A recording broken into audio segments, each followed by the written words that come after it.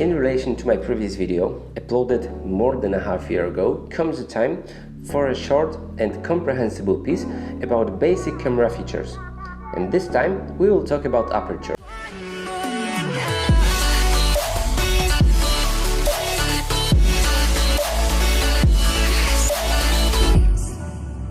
Hi, my name is Matt, and in today's video I'll put you right on what aperture is and what it is for. Of course, there is a lot of films on the internet that explain aperture, so why would anyone do a next one? Grab your lens and look inside. You will see that aperture is an element built of metal leaf-like pieces. These pieces determine how much light comes inside depending on the settings.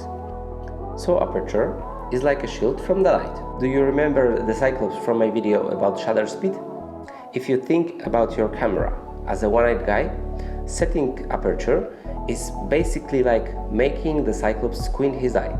Let me explain. You are not able to stare at the sun with your eyes wide open. You squint them so the sun doesn't blind you. So you reduce light's access to your eye. The same happens with aperture. You set it to be more closed to block some of the light. Since we know what aperture is, now comes the question. What is the magical F letter that refers to aperture's value? It's the ratio of focal length to the diameter of the aperture's opening.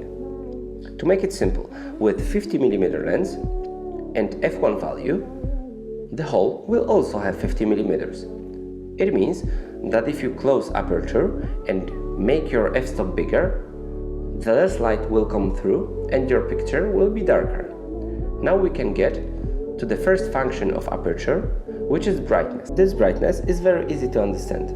As an example, we will use a lens of maximum brightness 1.8. As you can see in the pictures, the bigger the value of aperture, the darker the pictures are. It means that if we are taking photos in poor lighting, we should use the brightest lens possible. So wouldn't it be easier to set your lens to the lowest value and just don't worry about it? Not really, because let's not forget about the second function of aperture, which is the depth of field. Going back to the example, you don't squint your eyes only when you're blinded by the light, but also when you're trying to focus your sight on something.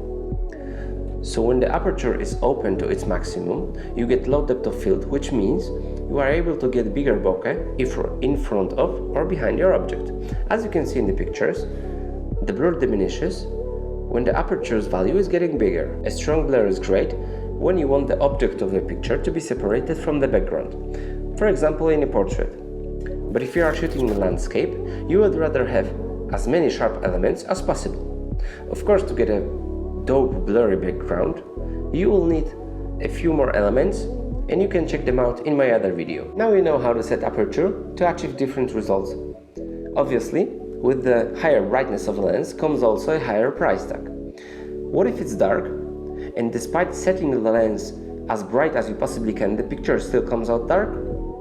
If you can't afford an expensive super bright lens, don't worry, because you can still work some things out. One of the answers is ISO, but we will talk about it in the next video. I hope you are one step closer to using your camera with more awareness.